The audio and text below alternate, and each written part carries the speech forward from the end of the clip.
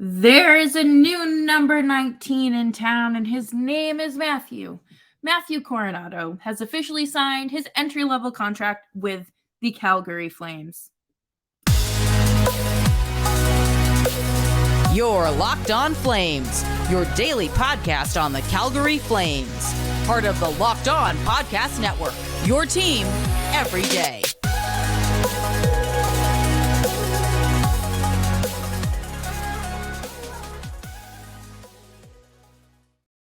Well, hello everyone, and welcome to today's episode of Locked On Flames. We're here for you, your team, every day. As always, I'm your host, Jess Belmosto of the PHF PA Comms Department, and I am so happy to be here talking about the Flames signing their first-round pick from 2021 and going over the wild card status, as well as recapping the Isobel Cup and how a championship made it back to Toronto before the Leafs. So if that sounds like something you're interested in, come hang out with us today. Make sure you're subscribed to Locked On Flames wherever you're getting your podcasts. And of course, come hang out in the comment sections if you have something to say. Or you can follow us on Twitter at LO_FlamesPod and tweet at us there. So the first thing about Matthew Coronato is 2021, first round, draft pick. He signed his entry-level contract. Jess, what is an entry-level contract? Funny you should ask. It is the first contract that you sign after you are drafted, after, if you're an undrafted free agent, things like that. So it is your first NHL contract. And most times the players are making under $1 million. It is the obviously there is the league minimum, but Matthew Coronato is making $9.25. So he is making under $1 million, but that is kind of a higher end of the scale, I would say, for most ELCs. He was third in scoring at Harvard. He played out of his mind through the entire season. He's been centering a lot at school, but he was drafted with the intention of him being a winger. And, I think one of the most impressive things that I noticed through his play is that he can finish. And that is something that the Flames are absolutely missing. His elite prospect bio, his scouting report draft guide from back in 2021 reads, his hands form the foundation of his offensive profile.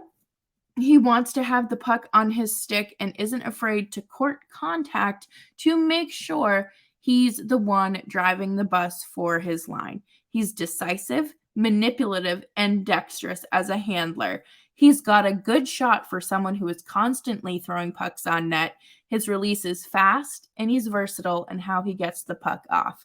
So that's very good news for the Flames, considering they have been without high-end talent for a year, not even a full season yet, and it has drastically changed their overall performance, and I think we've seen that, and we've talked all about how vital it is for this team to have finishers, and Matthew Coronato brings that to the roster.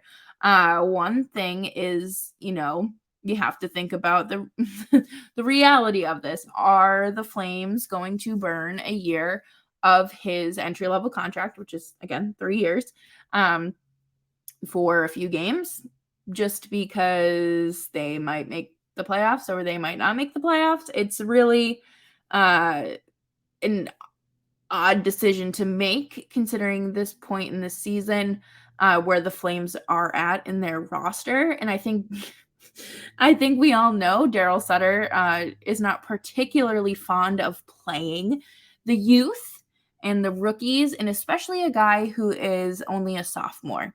He isn't at he doesn't have a lot of college higher end development under his belt, and Sutter kind of said that today in his media availability. He wants him to get acclimated with the team and feel comfortable, but then also, don't forget Sutter called up Matthew Phillips, and he just went on this road trip and basically didn't sniff the lineup until like his 11th scratch. And that, it is a matter of meshing with the players and getting to know each other and, seeing where you kind of fit in personality wise. But, Darryl Sutter said it himself. He's only played, 2 years at Harvard, and Harvard just got their butts handed to them by Ohio State on Friday. Friday. It was an 8-1 loss. Not great. Not a great time. But I do think it is important to note that Backlund was one of the first players to reach out to Coronato, and that is very captain-like. And of course, you're going to see that from a player who has been in the league for a while, and it's important to just kind of, again, make him feel at home, ease him into it. He is expected to be at the Flames practice tomorrow. So, it's going to take time to kind of ease him into this. And I just don't think that you can put him in a game at this point. Maybe the last game. I don't know. Again, is it worth burning a year of his entry-level contract? I would say if the Flames were in a more competitive position, they would. But I don't know. This is one of those, is Sutter going to make a smart decision or not? And something about Sutter that really just blew my mind is that he is such a brilliant hockey mind. Brilliant. Like he talked about just in his media availability today, if you go back and watch it, he's talking about the kind of player that Coronato is. He says he's a skilled, competitive skilled player is what he is. There's actually similarities to Andrew Mangiapane and that, I think, similar type. He's got a really good instinct for offense in that part of the game. They've played him a lot at center, but he's going to come in as more of a right winger. Number one is picking someone out you can really emulate. You got guys like Tyler Toffoli, guys like that. So if he's a right winger, that would be pretty good. But regardless, he says like all of this brilliant hockey stuff, but then there are games where he can't coach this team out of a paper bag. And is that a problem that we need to address? Yes. But Matthew Coronato officially signed his entry-level contract, which you love to see, and we are going to talk more about the Flames chasing that wild card status coming up next here on Locked On Flames. But I do want to tell you about our friends at Athletic Greens. Athletic Greens is a product that I use every day and something that I wholeheartedly recommend to family and friends. It's just the simplest way for you to ensure your immune system is protected and you're getting some really great just vitamins, minerals, whole foods, probiotics, and adaptogens. You're starting your day off right, and it is a great way to support your gut health, your nervous system, like I mentioned, your immune system, energy, recovery, focus, and aging. And one of the great things about AG1 is that it's lifestyle friendly, whether you eat keto, paleo, vegan, dairy-free, or gluten-free. AG1 is right for you. And right now it's time to reclaim your health and arm your immune system with the convenient daily nutrition. It's just one scoop in a cup of water every day. That's it. No need for a million different pills and supplements to look out for your health. To make it easy, Athletic Greens is going to give you a free 1-year supply of immune-supporting vitamin D and 5 free travel packs with your first purchase. All you have to do is visit athleticgreens.com/NHL Network. Again, that is athleticgreens.com/NHL Network to take ownership over your health today. And thank you, everyone, for hanging out with me today on Locked On Flames. I am back from my vacation and so happy to be talking about this team again. And make sure you're following me on Twitter at Jess Belmosto so we can keep things going. Right now, the Flames are still trailing the Jets by 4 points for that second wild card spot with 8 games left. I am not going to call this a wrap because this team is just like a toxic situationship or relationship that you just, you think it's done and it's over. And then all of a sudden there's just like this glimmer of hope and something miraculous happens. And then it's just back in the toilet a few days later or even the next day. And I don't think the Flames really know what they want in this situation. I think every team wants to win. Duh. But I don't think that they're ready to call it a wrap yet either. But I am personally banking on this being we ran out of time situation.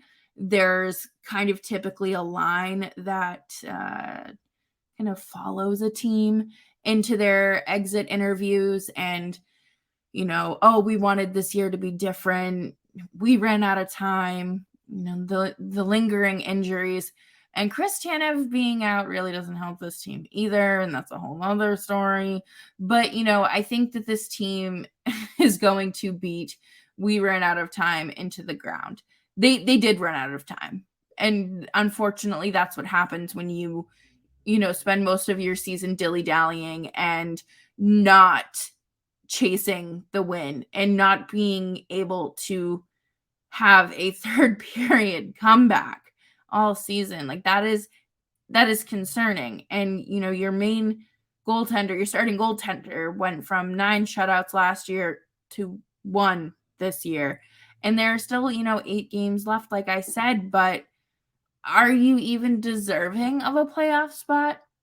Heck, I would love to see them play a little playoff hockey because you never know what happens. All it takes is one right thing clicking and you're off to the races. And I think that the Flames are, I don't want to say they're there because they're obviously not, but I think that we've seen the lines clicking again. And I don't understand why this can't be a sustainable thing. I don't know if it's just because they are constantly blending lines, if they are just tired, if they're, I don't want to say over it, but they're not as receptive to the coaching or to the plays that are drawn up. I don't know what it could be. And it's just a matter of them, not finding this earlier. It really is. And it's a shame because this roster really had potential. And I think everyone kind of overshot the expectations a little bit. And it's just even more disappointing when you see teams like the New Jersey Devils make the playoffs and you're sitting over here withering away in the Western Conference, in the Pacific Division. But, this team isn't going to call it quits until game 82. We're not going to have a definitive answer by then. Hockey Viz has them at like 10% for making the playoffs, but you know what? It's not a 0. So I'm just going to sort of take it and run with it, if you will. I'm very interested to see how these last 8 games go. I don't think this is going to be a situation where Coronato sees game time, ice time, really. I don't know. I don't think that it makes sense for him to, especially because he is only 20 and he's 185 pounds. I think that he's a little tiny.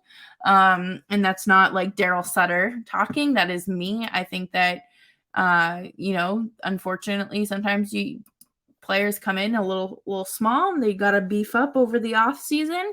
It helps prevent injuries too. So, it's going to be an interesting time for the Flames. I don't know what the remainder of these 8 games have. I know that that watching them lose 8-2 in person was one of the most humbling moments of my life. And not that this team ever gave me true hope this season, but it was very obvious that things were never going to go the Flames' way. And coming up next, we are going to wrap up the show with a little bit of some Isobel Cup talk, and we're going to talk all about Toronto and how they brought back a championship before the Leafs. But before we do that, I do want to talk to you about Built Bars. Built Bars are a delicious tasting protein bar that are covered in 100% real chocolate and don't have a lot of sugar. They're only 130 calories and 4 grams of sugar, and they have 17 grams of protein. That is almost a full serving, and it is delicious. They're healthy and tasty, and they are covered in 100% real chocolate, like I said, and they come in flavors like churro, peanut butter brownie, coconut almond, and there are just so many to choose from. And if you are near a Walmart or Sam's Club, you can go ahead to the pharmacy section and grab a box of brownie batter and churro, cookies and cream, double chocolate, or coconut puffs. Or if you're, not really feeling like making a trip outside today, don't worry, Built.com still has you covered.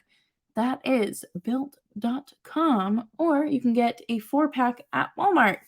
And thanks everyone for hanging out with me today on Locked On Flames. Tomorrow I am joined by Nick Zararis and the Vice President of AHL Hockey Operations, Haley Moore. The Isobel Cup.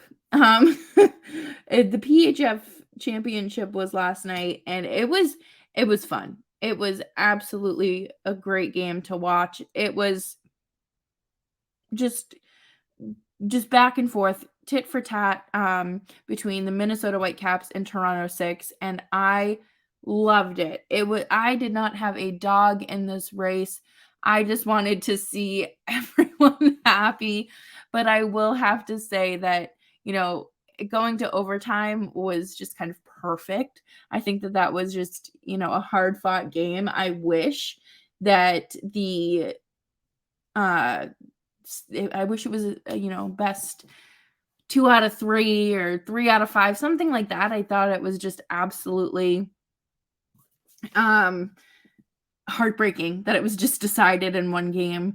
The Minnesota Whitecaps really had a different ending to the season than you would expect for a team that made it to the final. They ended up losing their last 4 games, and their coach made a really good point. It's not about how, it's not about the past. It's not about what those games look like, what those stat sheets look like, anything like that.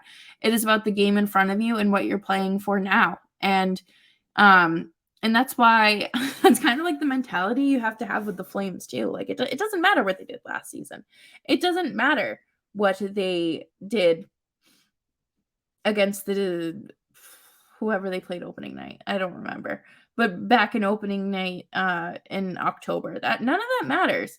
And I do have to say that Elaine Chuli, the Toronto Six's goaltender, was phenomenal all through the postseason, through semis, and then obviously in the final. I loved. She just makes goaltending look so easy, and that's like one of the more frustrating things about the game, because when someone makes it look so effortless, how hard it actually is. But I thought that Amanda Levier, the goaltender for the Whitecaps, looked shaky. She looked shaky. She didn't look like her normal self, like she did in the Cup final against Boston a few years ago. Unfortunately, she did miss most of the season and was on LTIR, and she came back like just before the playoffs started. So I'm kind of hoping that, next season is a little bit better for her. But it was Teresa Vasanova who had the overtime winner and sent the Toronto Six back to Canada with the Isobel Cup. I thought that the Toronto Six had a great year all around.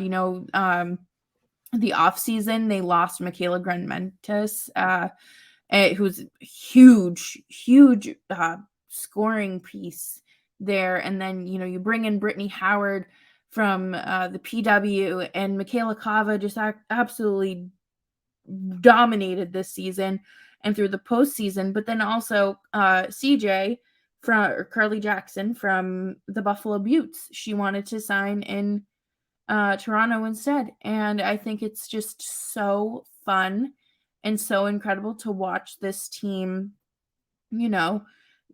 expand and build something like this. And it's great to see a championship back in Toronto when it is not the Leafs. So I do have to say it was a very rewarding year in my first year position in the PHF Players Association in the comms department.